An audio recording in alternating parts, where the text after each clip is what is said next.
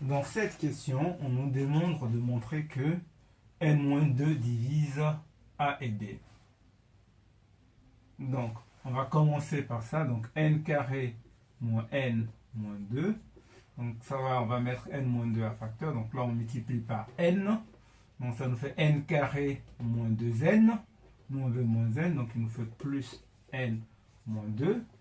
On factorise par n moins 2. Ça nous fait n moins 2 facteur de n plus 1. Donc, on voit bien que n moins 2 divise a.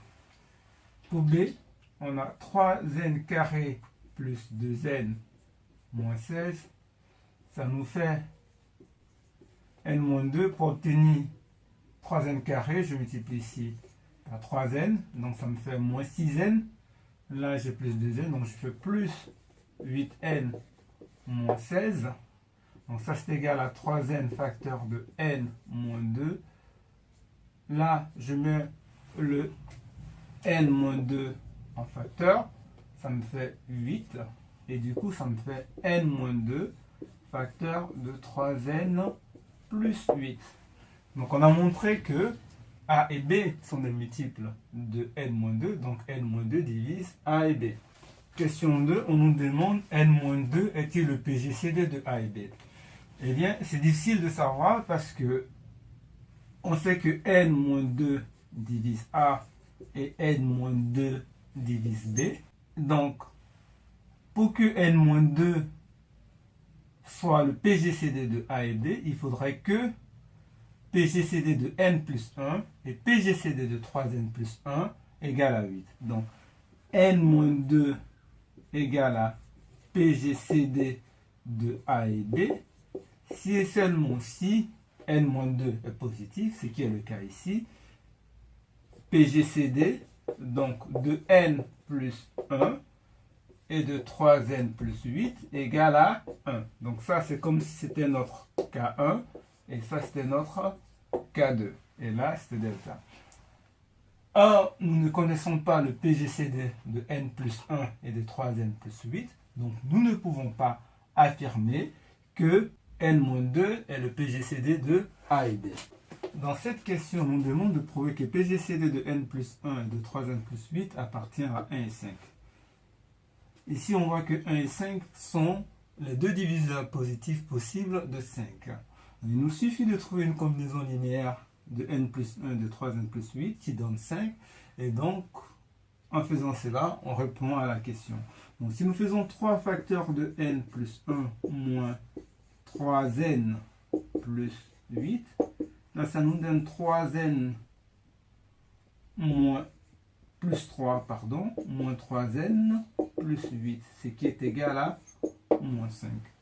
Donc ça nous permet de savoir que le PGCD de n plus 1 et de 3n plus 8 divise moins 5.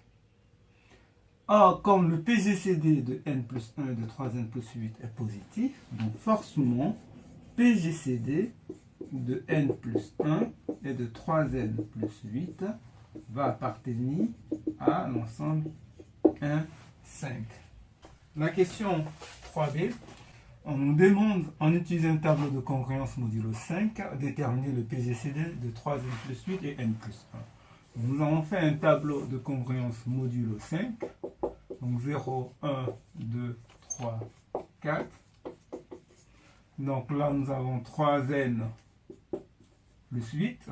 Lorsque n est congru à 0 modulo 5, 3n plus 8 serait congru à 8 modulo 5, donc à 3 modulo 5. Encore une relation affine, j'ajoute 3. 3 plus 3, ça fait 6. 6 est congru à 1 modulo 5.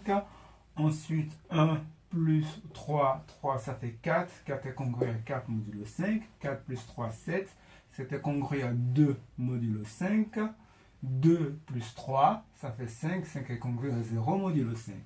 Ici, je rappelle bien que c'est parce que j'ai une expression affine de coefficient 3 que je fais cette méthode. Après, je passe à n plus 1.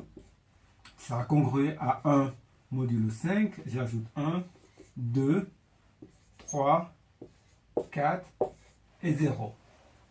Donc, on voit bien que si n est congru à 4 modulo 5, alors PGCD de n plus 1 et 3n plus 8 sera égal à 5.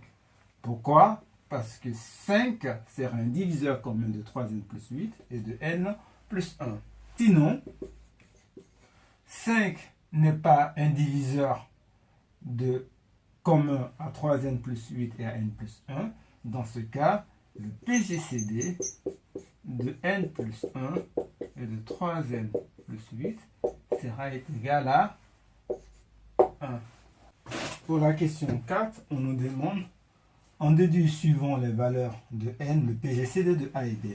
On sait que PGCD de A et B, PGCD de A et B, c'est égal à PGCD de n-2 facteur de n plus 1 et de n-2 facteur de 3n plus 8.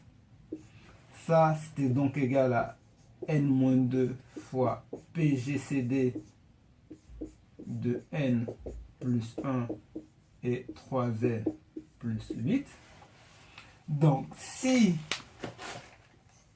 n est congru à 4 modulo 5, on sait que le PGCD de n plus 1 et de 3n plus 8 est égal à 5.